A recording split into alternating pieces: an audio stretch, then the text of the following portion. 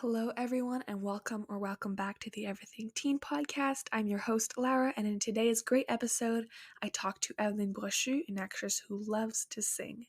You may know her from the TV series Orphan Black, where she played Delphine Cormier, and with Felix Dyotte, she released her first album called Objets Perdus, which I highly recommend you listen to.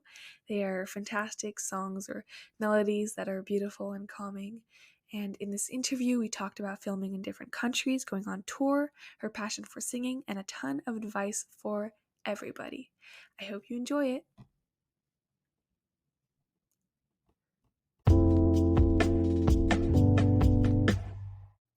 Hi, Evelyn. It's so nice to have you on here. Welcome to the Everything Teen podcast. How are you doing today?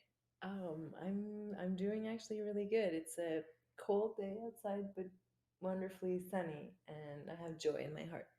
Great. So, you are an actress and now a singer. And so, talk to us a bit about that and what you do and a few of your projects. Wow. So I studied acting at the Conservatoire d'Art Dramatique de Montréal, and I graduated in 2005. And I was lucky enough to start working right away. It wasn't an explosive start. I started with a few plays, and one thing led to another, and then I did my first TV show, maybe a year and a half after that, and then eventually movies, and that's been going on for 15 years. And the singing, I don't consider myself a singer. Yeah. I consider myself an actress that sings because um I don't want to usurp a title that I haven't earned. Like I feel like people who are singers have 10,000 hours of practice and passion and hard work. I think I've always wanted to sing and I've always enjoyed it, and I think my 10,000 hours of acting sort of helped me out.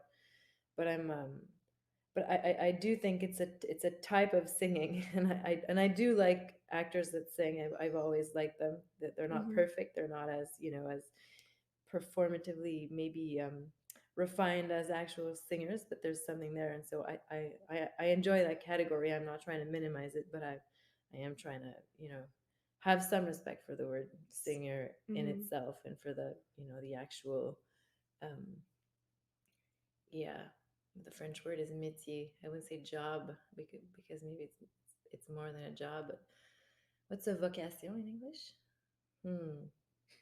It'll be one for your listeners. Yes. So, was it more like acting that steered you towards singing and not, or was it always something you wanted to do? Did you always like singing? It's funny, it was always there. I remember when I was a kid, I would do shows for my family on the Mm-hmm. balcony, and it was partly storytelling, partly singing. So there was a bit of writing there, which is also something that I like to do. We're working on our second album now, and I'm trying to write more. So the way I do it is I write poems and I send them to Felix in hopes that he'll turn them into songs, which he did for two songs of our first album. But now I'm hoping to do more. So I feel like those three things: the writing, the singing, the acting, and the awkward, balcony shows. You have to be careful what you do for fun as a kid, because if it might become it Yeah. might become your thing. Yeah, and what was the event or conversation that initially sparked that passion in you for singing and acting? Was it that balcony show, or was There's there a other few stuff? things. I had an uncle, Pierre, and also other meaningful adults in my family that brought me out to see plays and actually circus shows. And there was something about the stage, or like Mm-hmm. seeing people do things on stage, that I was so in love with, that I wanted to be a part of. I think it always has to be a thing of love. Like there's a thing that you enjoy so much that you just want to jump in. Yeah. And I felt that way about books too. I was like, I'm so into this story. I want to live it. And I think the closest thing to grabbing a book and jumping into the story was acting. In terms of the singing, I think it was my mom, because she's a cello teacher, and she used to take me to music camp, and the kids had kinds of musical activities through the day, and there was a lot of um, there was choir in the morning, and we were in this little Yeah. cabane in the woods singing amazing, beautiful songs, kids of different ages, and the harmony and the vibrating voices in that wood cabane just to me was heaven on earth. And I think the common thing with the two things I think are just a lot of people doing one thing, which also I think in a way brings me hope. Mm-hmm. There's I'm apart from the writing, a lot of what I like doing is not solitary work, and I think it might be working against the like only kid loneliness, just really trying to find a tribe and a family. So that's where I think I could connect That's both. great. And did you always want to be an actress, or did you have an other stuff in Oh yeah, mind? I had other stuff in mind. Oh my god, so many. I wanted to be there was a moment where I was really into Egypt and I had a whole comment on dit archaeologist phase. Yeah. I was really into that, digging up stuff and like digging up hidden worlds and gems and like there was a moment where I wanted that I really enjoyed sports, but not doing them, like watching them with my dad. I think it was Yeah. just I really wanted to hang out with my dad because I missed him because he wasn't with us. I would see him once every few weekends. Though anything he liked, I was like, this is amazing, just because Yeah. I wanted him to like me. So I wanted to be a masseuse for hockey players or baseball players, which is so awkward. I thought I had a talent for massaging, but I still think I do, but that might not be true. There was a big part where I wanted to be a writer, but I think the good thing about being an actor is the way to at least pretend to do a bunch of different careers you couldn't have actually done with your actual Yeah. level of talent. And playing different roles Yeah, must bring you exactly. that freedom of really being in pretending, or Yeah, some moments really being someone else for the audience. yeah, and like the immersion of it and the learning. Mm-hmm. Like for example, I had to do a movie that took place in Palestine, but we shot it in Palestinian refugee camps in Jordan, and I had to learn Arabic and I learned how to play oud, and it sort of brings you closer to a world that you never would have if you hadn't done that project, and it's true for all of Mm-hmm. them really. So that kind of leads me to my next question is, um, what's it like traveling to another country for a movie or TV show, and what places have you been? And do you like doing this, or do you prefer working locally? Oh, that's a really good question. I've been to a few places for work, and the one thing I really enjoy is that is what we just talked about, the immersion. There's something about acting that's a desire to put yourself in a different context. And sometimes if you the person are actually in a different context because you're not in your house, you're not in your culture, something happens for free. Something inside you is just is gonna what's a metamorphose in English? Just like it's sort of a radical shift, and you're just not the same just by the virtue of being in a different sort of Mm-hmm. way of of being, of existing. And so that's always interesting for the work, but it's also interesting for you as a person because you're not doing your usual, doing this, doing that. You say this, I say that, and all of a sudden everything feels new, and it's a way to keep yourself awake and Mm-hmm. present and again learning and curious and open-minded. And that's true in Jordan, but that's also true in Ile de la Madeleine, and it's true in France. And it has to do with life and work because you live different, because people live differently, they work differently, and because you come from another place, you don't work Mm-hmm. like them. And so there's a there's encounter that happens that's Mm-hmm. for me the most interesting and keeps it fresh and keeps it challenging. And so I really love it. Although working here, let's say in Montreal, is a way to tap into like the profound cultural stuff that you have. So it's I really love culture shocks. I love playing, people that aren't from Quebec, for example, just because it's a full just like I love people playing people that aren't from our era. Like it's really nice to transpose yourself in all kinds of Yeah. different, cultures. Or even in my last thing in France, I was it's happens in 1905. It's a whole different way of being a woman, of walking Mm-hmm. around, of standing in your body, of knowing your place, knowing what you can and cannot say. It's amazing. But if you play contemporary Quebec stuff, then you can actually tap into I don't know how to name that, but it's that like those things that we sort of all share. We've all seen the same TV at the same time. We've been around the same taboos and the same virtues and the same paradoxical cultural weirdness. And so that kind of stuff, when you can let that vibrate, you don't have to change it, you just tap into it. That's also really interesting. And I think it's even more interesting for comedy, Mm-hmm. because those archetypes that make us laugh, that like that way that we recognize something but it's twisted so it's funny, it's easier to do in your own Mm-hmm. culture, I think. Yeah, and are you more into drama or comedy, and where do you find I your find comedy harder. I yeah? find comedy scary because if it doesn't work, it's really awful. If Yeah, drama doesn't work, you can be like, oh, you didn't understand it. yeah, Comedy is like such a, like the reaction is so um, frontal and out there that it's, yeah, for me it's, there's a mastery and a genius to it that people mm-hmm. either have or don't have, and if you don't have it and you pretend to have it, it can really really go bad. Yeah, yeah, and back to traveling. How does it feel being away from your family?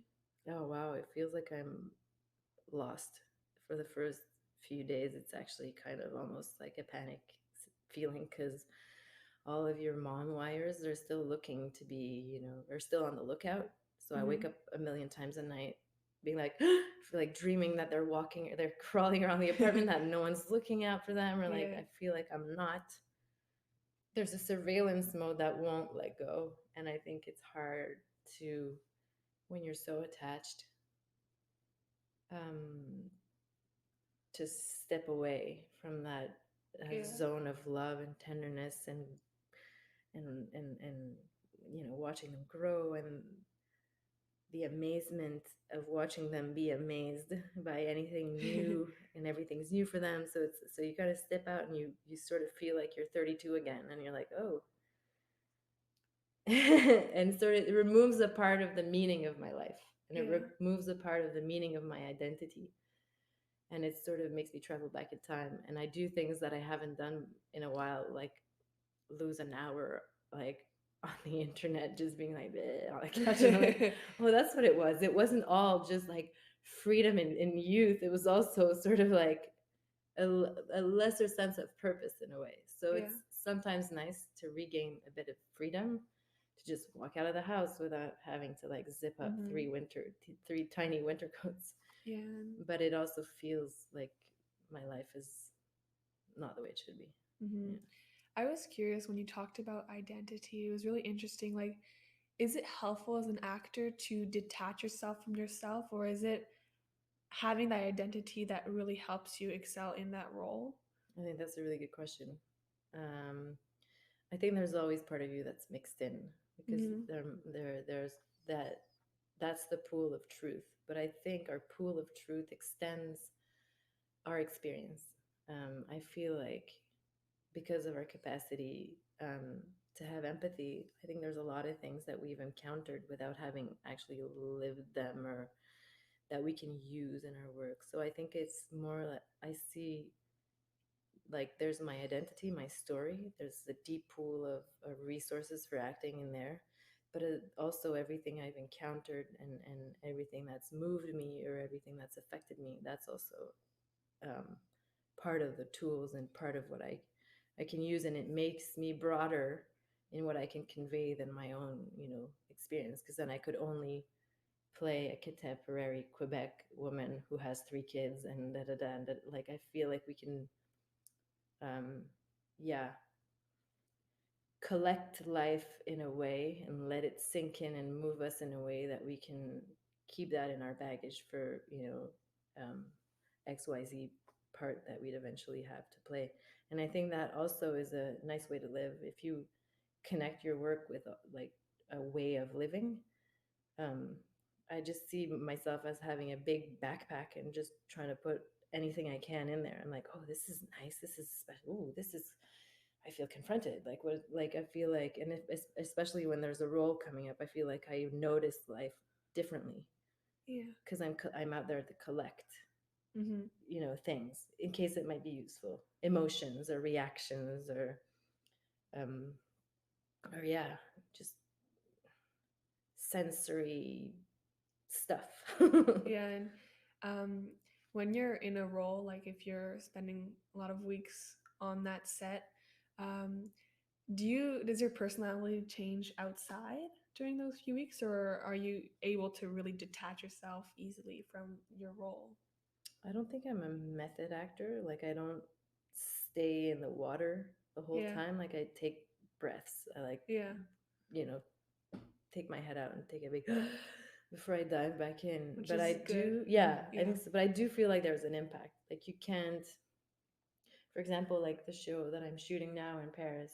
Uh, she's a woman in the 1900s, and I'm wearing a corset the whole time, so I'm kind of like stuck. And somehow, for some reason, my character gets physically um she gets strangled, people grab her, and like I just constantly felt like I was being constricted in all kinds of physical ways, and there was tension in my neck, and I just part of me was like, ah, like let me go. Yeah. And I feel like my character felt it, of course, because of her status in that era, but also because of her her physicality, and therefore I took that back into my feeling, and I couldn't shake it out that Mm-hmm. easily. Mm-hmm. It sort of stays with you even though I'm not her. Yeah. And what was it like the first time being on a big movie or TV show set? And was it overwhelming, or were you able to get over that and start acting? I still sometimes am amazed at how good actors are, Yeah. because the set is not a magical place. Somebody told me that. I don't remember where it was. I think it was on a commercial I made when I was 25, and the director, the director of photography was like, "You guys look out into like chaos. There's like we're all dressed in black. There's wires everywhere. There's like pointy gear. There's a lot of humans looking at you. Sometimes they're texting. Sometimes they're eating lunch." And you guys have Mm-hmm. to be in this magical place where we're looking into a magical place. And I was like, oh, it's true. Like when you walk on a set, especially in a studio, Mm-hmm. where I find really the like how real it looks through the lens, but how unreal the whole situation Yeah. is, it makes you realize just how wild it is to make it real. Yeah. Just Cause. that is so hard, because the Mm-hmm. whole, like, if you look at it on TV, you're like, oh, yeah, it's real. Yeah. But if you, from the inside, everything is all, it's all, it's like all you see is the les fils de la marionnette, the like the threads of the puppet, Yeah. like, and so yeah, it still amazes me how much unreal it takes to make real. And how that leap of faith is huge, and it's 65 people working 14-hour days to just make Yeah. a couple minutes. Yeah, I understand. Like when I watch movies, I constantly think about the camera like shoved in their face and Yeah, how they cannot look at it. Like how are they so focused in the moment? And that's why I don't think I could ever make it as an actor, because I would be too conscious of what's around. Like I wouldn't be able to zone in into, because there's just so much going on. yeah, I think that's part of the exercise that I Yeah. like. I always think that there's a meditation in every kind of work. Mm-hmm. Sometimes through repetitions, sometimes because the actual work is calm. But I think the meditation in acting is an exercise in also, yeah, having focus amidst chaos. Then I say that and I think I'm so pretentious, because I think about Nick, my husband, who's like an emergency doctor, and I'm like, he's the one who has to find actual focus in actual chaos. But Yeah. yeah. And I want to talk a bit about like your singing on the side. So, Hmm. um, what's it like, signing record deals, or I don't know, the vocabulary, and finding a producer, composer, and ultimately just getting a song out there? What's the process? I was really lucky because my friend Felix from CJEP was already on that career path and far along it, and so I just had to sort of tag along. Um, his girlfriend at the time used to work for a record label, so she introduced us, and it went fairly easily. She wrote the uh, subsidies application form. We made a demo and we got the grant. And with the record label behind us, we got the grant. And then I sort of let them do their work. There's a lot of people who know exactly which song to launch where, and just a really really great team from the Bravo Music team. And we're gonna make the second album with them because I think it was a 3 album contract, which doesn't mean we have to make 3. It Yeah. means that if we make 3, it has to be with Yeah, them. yeah. And so it was kind of I'm lucky to say it was kind of quote unquote easy. It's a long process, and we worked really hard to make something that was worth it. And that's something that I'm always conscious of. I feel like there's so much out there. I don't want to add to the noise. I feel that way about my social media. I feel that way about my interviews. I feel that way about my music. Yeah. I feel like, to me, something has to be worth putting out if you're going to put it out. I'm not out there for volume. I'm really not. Yeah. I want just, I'd rather a little perfect haiku than a long, chaotic poem, even though I really love long, chaotic poems. Don't get me wrong. But I think that's the way also the way I can feel confident about things is to be really sure that I'm behind 100% of it. Mm-hmm. So can you talk to us about your music tour that you recently had last year and some of your memorable moments? Wow. It was so special because it was my first time doing anything artistic after the pandemic and having my twins. And I think both made me realize just how lucky and how precious my artistic life is to me, and how the stage and having people gathering for a show is such a precious, amazing, strong, magical thing. And so just getting on that van with the musicians, and I think setting up the gear, like schlepping it into the van, out of the van, onto the stage day after day, made me really feel like all of this buildup is really to make that moment special. Like Yeah. we have to build so much for that hour and a half of magic to happen, that you don't want to miss a second.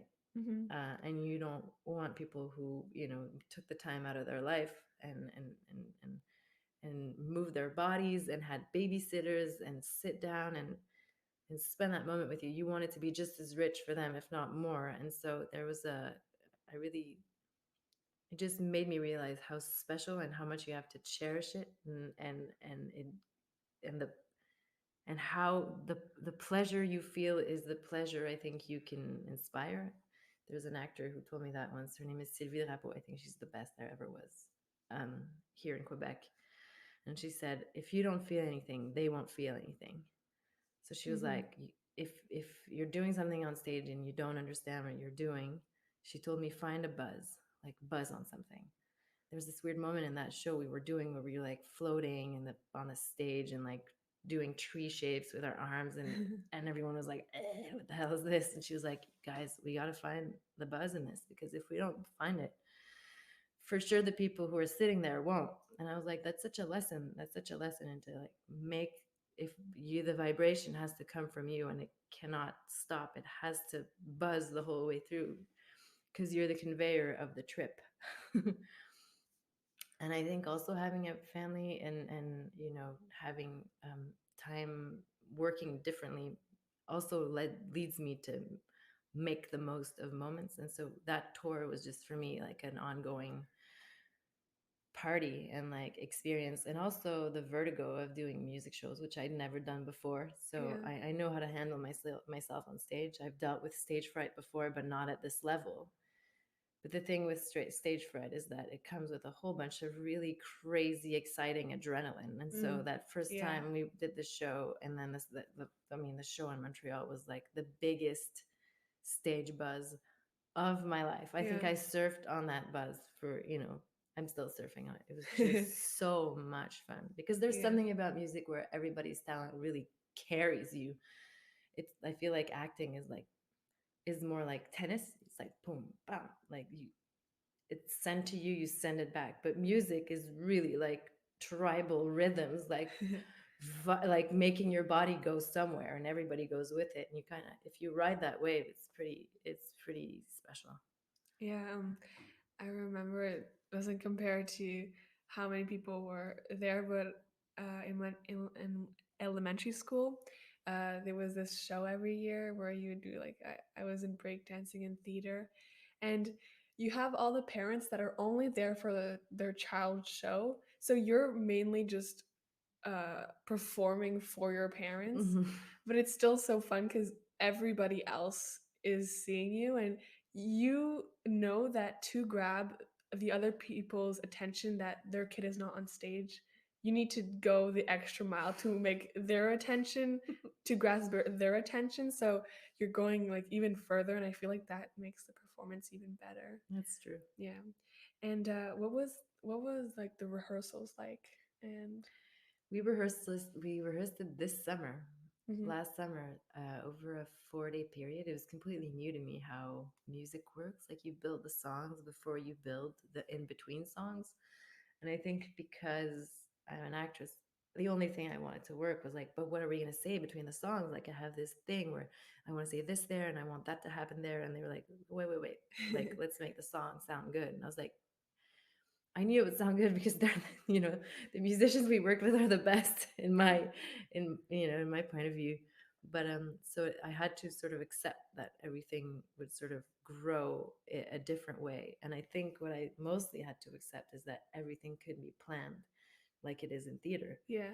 There's something that you have to jive with the moment and the evening. And at first I thought that was scary, but then I realized as the shows happened, we did about 13, that it wasn't scary, that it was actually Mhm. freeing, Mhm. because it wasn't something that was set in stone that you have to do, even though something that doesn't right or something, doesn't land well with music. If it didn't feel right yesterday, you can totally do it differently the next day, Mhm. but not only, the song, but how you're going to, make it happen, how are you going to link it with the next song, where that song is in the page, like everything can just is so alive. And at first it's intimidating, but after that you're like, oh wow, we can just do whatever. Like Yeah.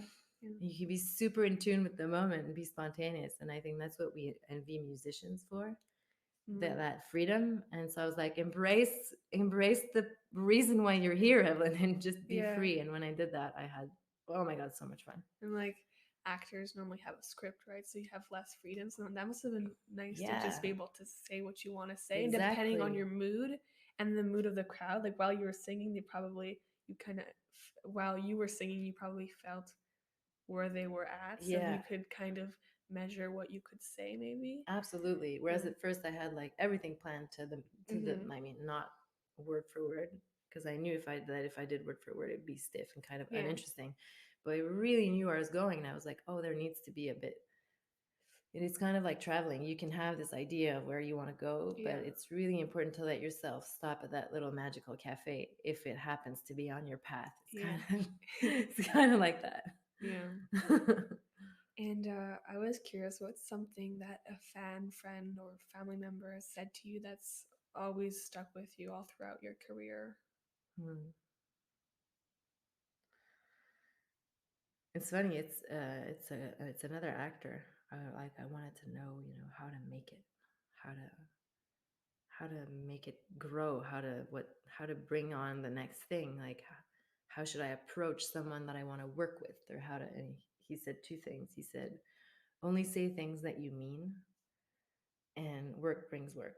He's like, if you do good work will happen. People will Mm-hmm. see the good work, and like it might not happen this year, but they'll remember you. They'll put your name somewhere in their files, in their heart, Mm-hmm. and they'll pull your name out when the time is right.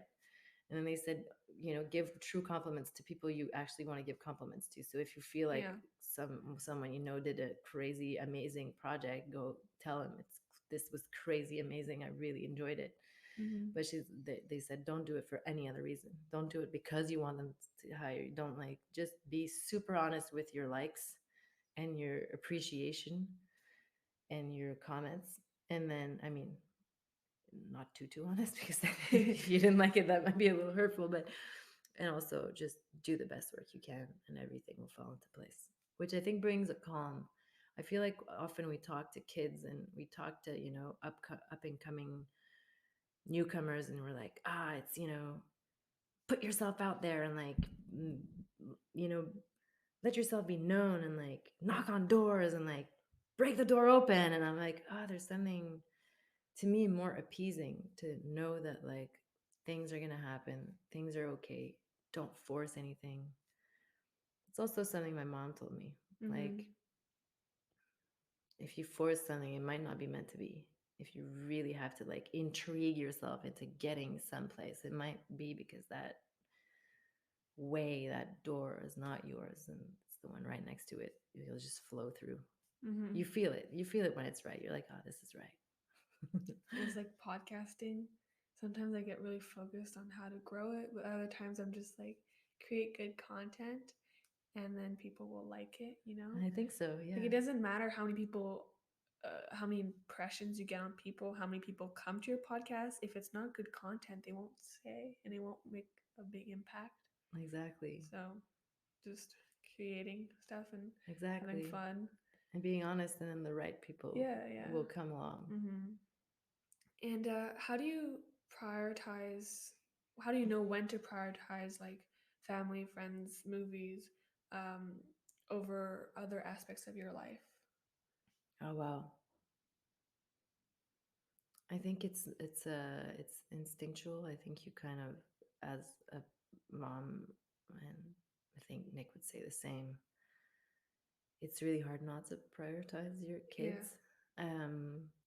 Then after that, it's how do you make it work? Like, when do you learn your lines? Like, how do you make that? Because I feel like when I'm with my kids, I want to be fully present. And I think in the 80s, when I was younger, there was I don't know, we spent a lot of time watching TV, and I don't, in my way of parenting, I want connection with my kids, and that's a big priority, and it's felt in my body. It's not even like, oh, I'm going to be a connected parent. Like, I just want to connect with them. And so after that, I think, like, a parent told me this before I had the babies. They were like, you just manage your time differently. So time becomes even more special, and so you take pleasure in it more. Those mini spaces of like, right now is a space where I can be with my husband. Right now is a space where I can be with my friend. Right now is I'm with my kids. Right now I'm going to read the script. This is my window. And so you kind of mess around a little less and waste a little bit less time. And so I think, it's a bit of more of a juggling act than like a priority sheet. You kind of do your best. You have stuff to do, and then you have to figure out where to put those little bits.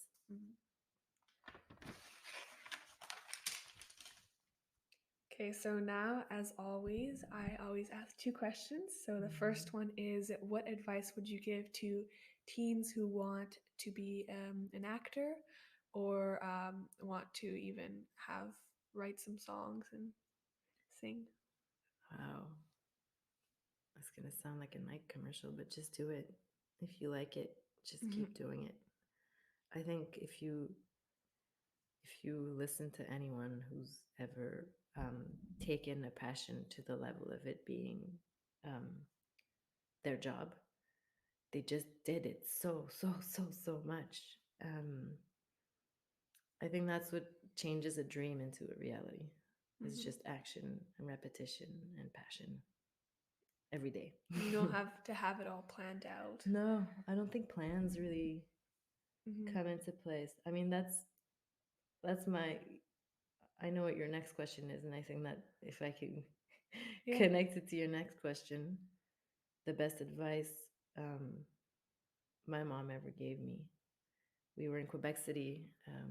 There's like the lower city and the upper city, and I had a big love crisis, and I was like, what's right? What should I do? What's the right decision? And she's like, look at all those little lights. It was nighttime, so all the little houses were like tiny mini lights everywhere, like a field of lights. It's like, she was like, are they in the right place? And I was like, I don't know. She's like, me neither, but it's beautiful. Wow. So I think it's a really powerful quote. It just, to me, means that, like, sometimes you want control, or you want to plan ahead, or you want to set goals, and hopefully all those little steps will take you somewhere. But maybe that somewhere isn't that important. And those little steps will be just as when you're walking a path, you know which step to take. You know, you know that that rock is the right rock, and you'll feel it out. So yeah, maybe I don't know. That's how I like to do it. Is to I think it relieves me, because of course I want Mm-hmm. to plan. Of course I want to know what's coming. Mm-hmm. Of course I want to know that my decision is the right one. Of course I want to make sure that if I'm putting time into something, that it's going to be worth it. But there's no way of doing any of those things. So might as well just enjoy the beauty, and just live the passion Yeah, of whatever it is that floats your boat. that's awesome. Well, I thought we had a wonderful talk, and thank you so much for coming on. And it was a pleasure to talk to you. It was a pleasure to talk to you too. Seriously. Thank you. Thank you.